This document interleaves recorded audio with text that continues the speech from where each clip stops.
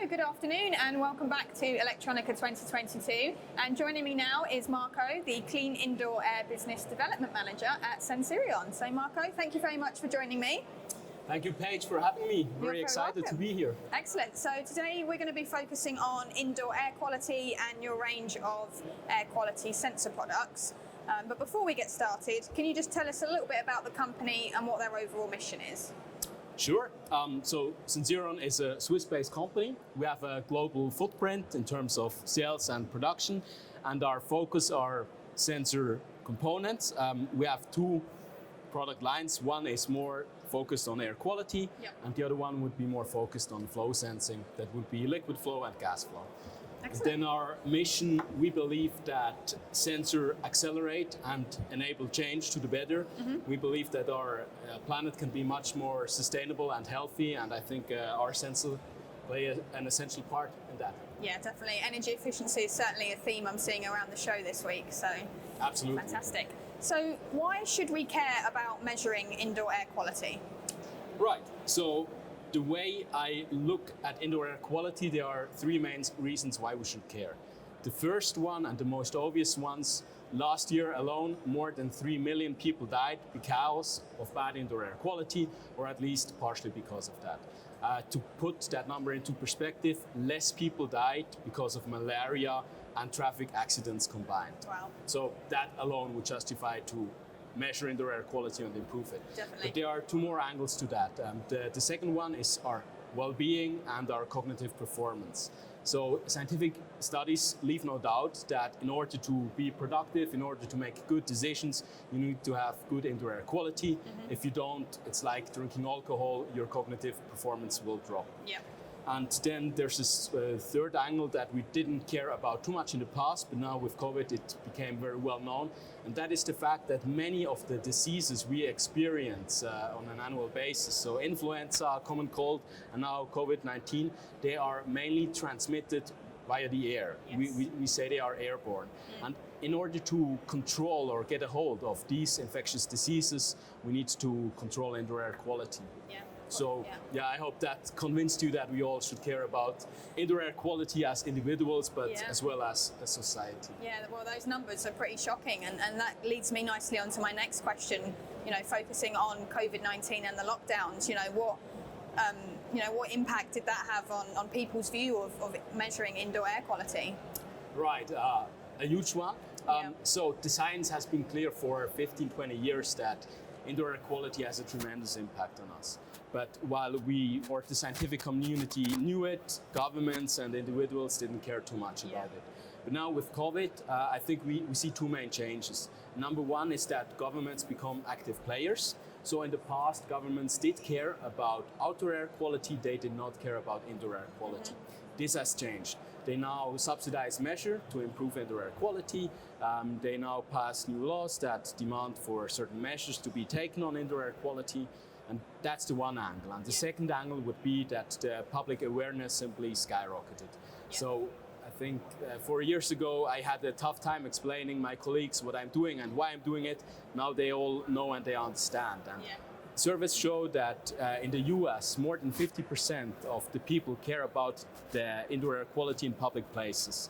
And I'm sure that number was below 10-20% before COVID hit. Yeah, that's a drastic difference, isn't it? Certainly. Yeah, and maybe to just linger on that, in case it's not clear to the audience why we link indoor air quality to COVID transmissions. So the scientific community has a consensus that most of the COVID infections happen via aerosols. So these would be very small water droplets that are stable in the air, that stay there for hours, and that are exhaled by us. And these aerosols can contain viruses such as the COVID-19 virus. And the implication of that is tremendous. Means that when I leave and your next guest comes in and I had COVID, this person might still be infected. Yeah. And what you can do to prevent these kind of infection are two things. Dilute the aerosols, so that would be ventilation, or cleaning the air, that would be air filtration.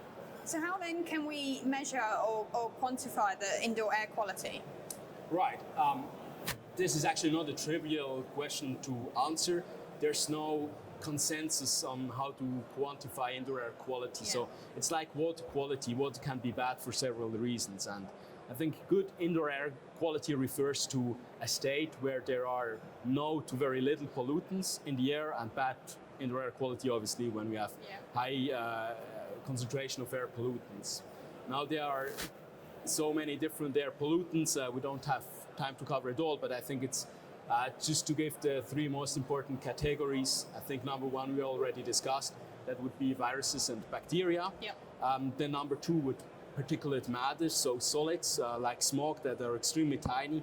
We can inhale them, they can end up in our blood cycle and penetrate the brain and cause tremendous damage.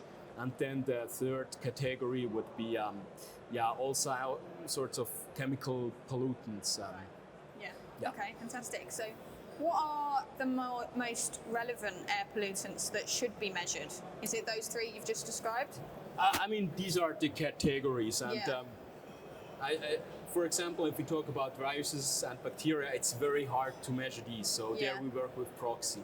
We want to measure an entity or a pollutant that is somehow correlated to these. To tackle your question, which ones are the most relevant pollutants to be measured? I would argue there is somewhat of a consensus. I present my opinion.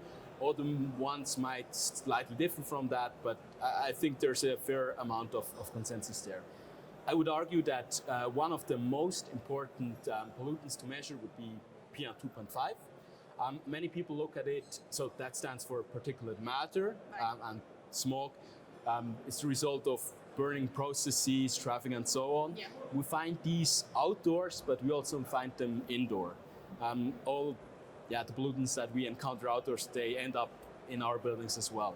And that's the pollutant that probably kills the most people, lung cancer and so on. So there's a good reason to measure that. Another pollutant that is accepted well in the industry is CO2, carbon dioxide. Now, if you look at carbon dioxide, it has a direct impact on our cognition and at our well-being, but that's not the main reason why people measure it. Rather, they use it as a proxy. And the reason is we all exhale CO2 at a so I won't exhale the same amount as you, but it's very close to one another. So by measuring CO2, you get a proxy whether or not ventilation, meaning bringing good outside air inside, is sufficient or not. So high CO2 concentration, bad sign. And now, especially during COVID, CO2 was used as the most accepted proxy for the aerosol concentration indoors, which would be linked to the risk for viral infection. So therefore, this is typically used to control ventilation system. I would say that these are the two most important ones. Other ones that are oftentimes measured are so-called VOCs, volatile organic compounds, and that would be a huge basket of all sorts of chemical compounds. And I mean, there are some volatile chemical compounds that are desired. If you have a perfume, so want to smell good, that's a VOC, a good one, a desired one. But there are other ones, such as formaldehyde, that will cause cancer at high concentration. So it makes sense to measure both VOC as the collection of volatile organics, but then also at the same time specific VOCs. There are some other ones that I didn't mention. I think radon would be an interesting one, carbon monoxide, but I'm confident to say that these are the most important ones. So which ones do you measure in particular? Right. If you look at Sensirion traditionally, we became, let's say, a successful company with our humidity product line. It's too far to see in the camera, I would assume, but 20 years ago, that was the size of a humidity sensor. And by now, that's our newest generation. We have 200 humidity sensors in there. Probably you cannot even see it in the camera. And relative humidity itself is important for indoor air quality. But then, let's say if you have humidity in a or if relative humidity is too high or too low, that will have undesired side effects. So, for example, mold occurs if you have relative humidity of 70% or higher. So we measure that combined with temperature.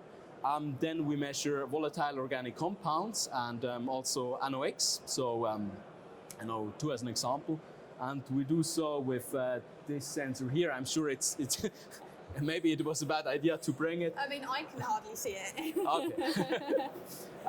Yeah, it's a very small sensor that is based on metal oxide sensing technology. Yeah. We then measure carbon dioxide, CO2, with optical sensing technology.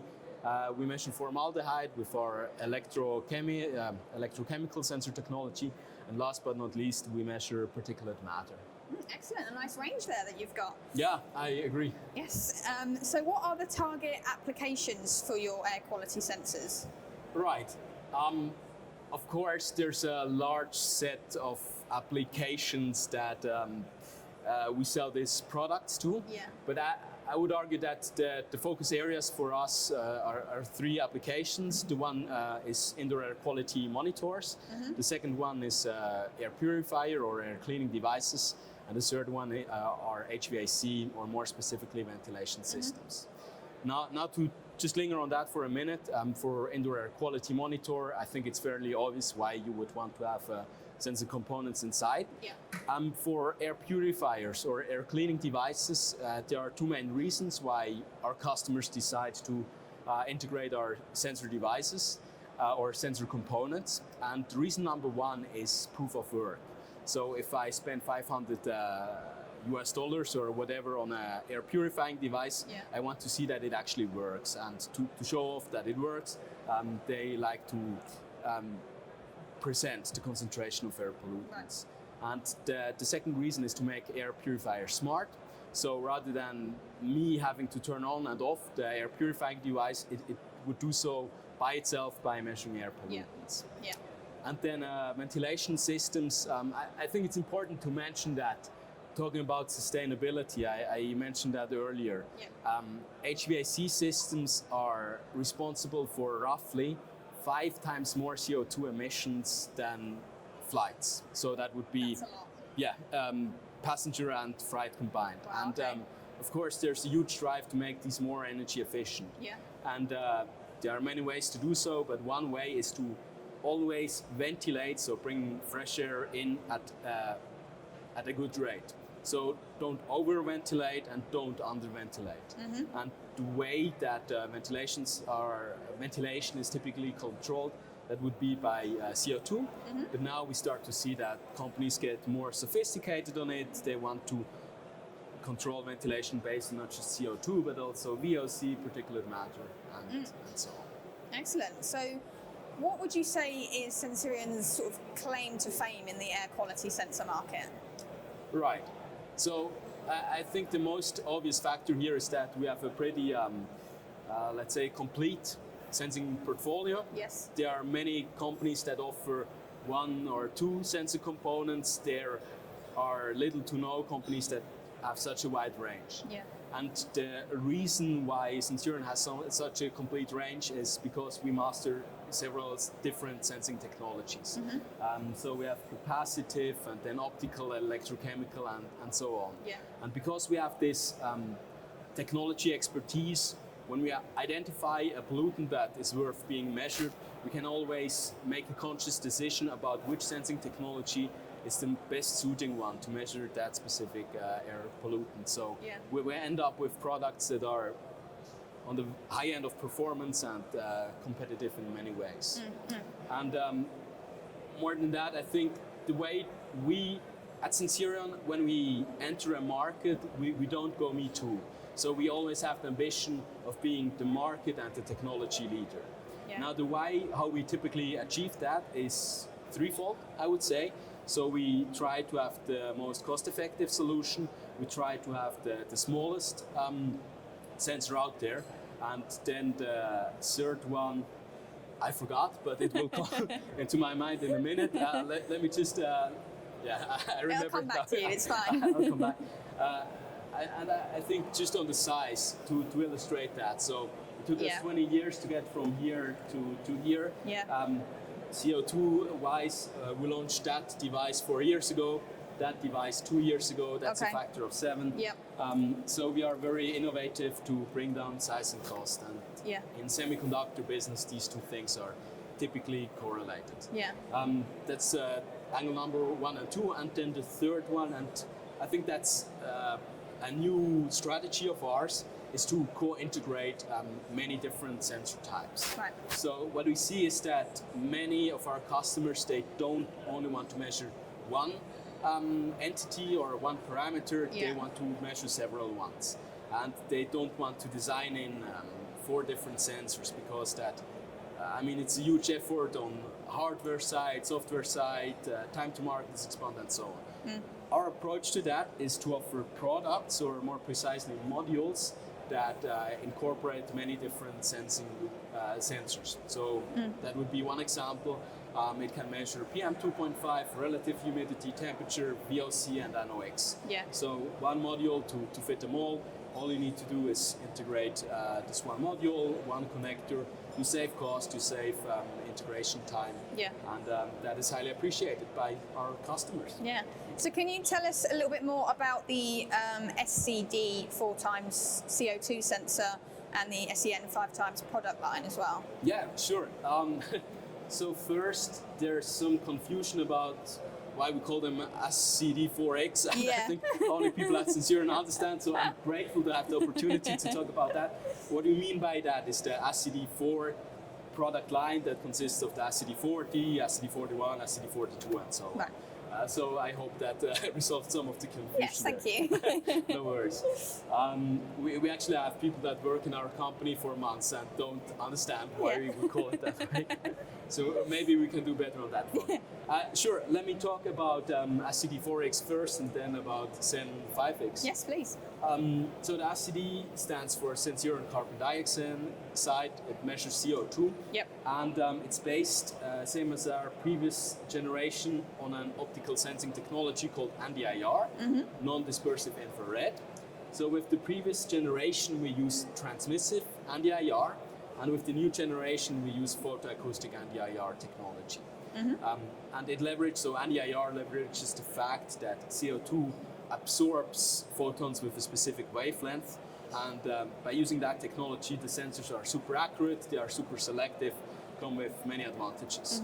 The one disadvantage with the transmissive NDIR is that you cannot miniaturize it without compromising the performance. Right. This is not true for the photoacoustic technology. This is why we end up with the, at the time of recording, smallest actual CO2 sensor, but nevertheless realizes very good performance. Yep. So that size would be one customer benefit. The other one would be the assembly. That is very simple. It's based on surface mount technology, so no need to have a manual assembly process, as was the case for typical NDIR sensors. And other than that, it comes with some more features, but I think these are the most relevant to be mentioned here. Maybe just one. It has a very wide supply voltage range, so it's very easy to integrate. It offers on-chip humidity compensation, and they all sound very beneficial. yes, yes it does. And then on the SEN 5X, I already teased quite a bit. Yep. So it's a modular product. We offer many different variants that include more or less parameters, and that is reflected in the price, obviously. And I think some of the advantage just that were not mentioned yet, of course, it comes with very good performance, but then it comes with very good lifetime. So we have a patented technology that prevents dust from setting inside the sensor. Okay. And that is a problem because it's an optical system. Yeah. So if, sorry about scared that. me then. If you have dust settling on the optical components, that would compromise performance, obviously. It doesn't happen here. Then we have some advanced algorithms that make the temperature reading more accurate, and usually this needs to be done by the customers. Now, because we have the two sensors co-integrated, it's already being taken care of. So that's the one thing to be mentioning here. And just one other thing I want to mention, because it is relevant to many companies. So the key technologies that are built into these sensors, we in-house them. Okay. And because of that, we are fairly independent. And throughout the pandemic, we were able to deliver at a very short lead time. Excellent. And we didn't have any, let's say, customers that had lined on because of us, and we are very proud of that. Yeah, brilliant. That's fantastic. And sort of following on from that, what tools do you offer for sensor evaluation and prototyping? Right, many. So I think at Sensirion we really have this customer-first mindset, and our customer very oftentimes are developers, hardware engineers, software engineers, and we want to make their life as easy as possible. And just to mention a few tools, I think what is fairly consistent across all of our products, we have evaluation kits. Okay, yeah. One example that I brought here is the evaluation kit for the SCD4X CO2 sensor. Yeah. And if you order it, this is what you get. You get a flyer with a QR code that directs you to a website where we have all the tools at one place. And then you have development boards that I try to open now. I hope it works. It did work.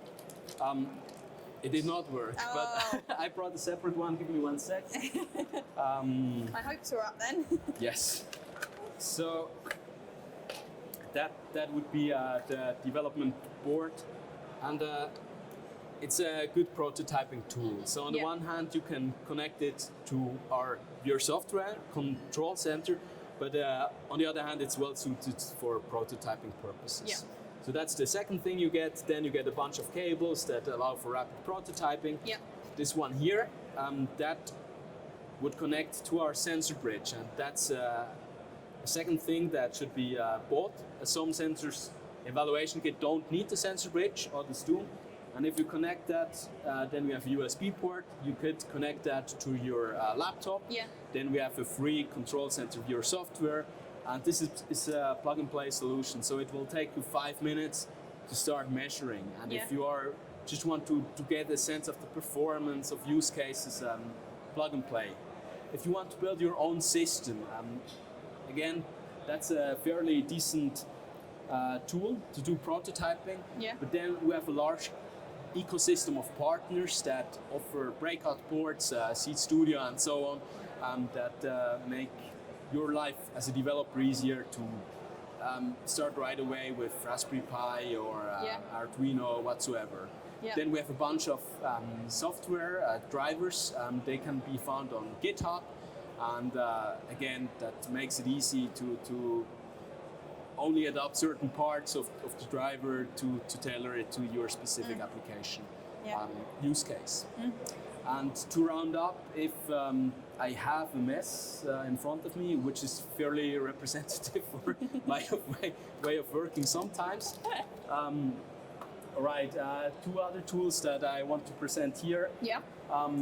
If you just want to get a sense of relative humidity for whatever use case, we offer what we call the SHT4X relative humidity gadget. Connects to Bluetooth to our free app and allows you to read out the relative humidity temperature. Yeah.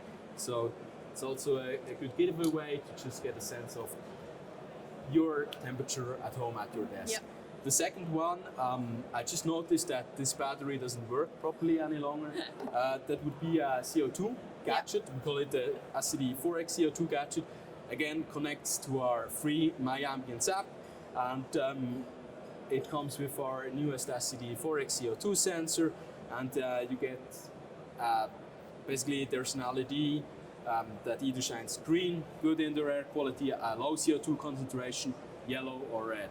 And this also is a very easy start to get a sense of your indoor air quality at home, to also realize whether you have some deficits. And what is fantastic also for people that are not too much into indoor air quality, having one of these at home in your office as a reminder, probably I should open up the window. Yeah. It will help you to feel better and increase your cognitive performance. Yeah, I certainly love the plug and play aspect to the products, and thank you for bringing them all to to show us. I imagine you need to take them all back to your booth now.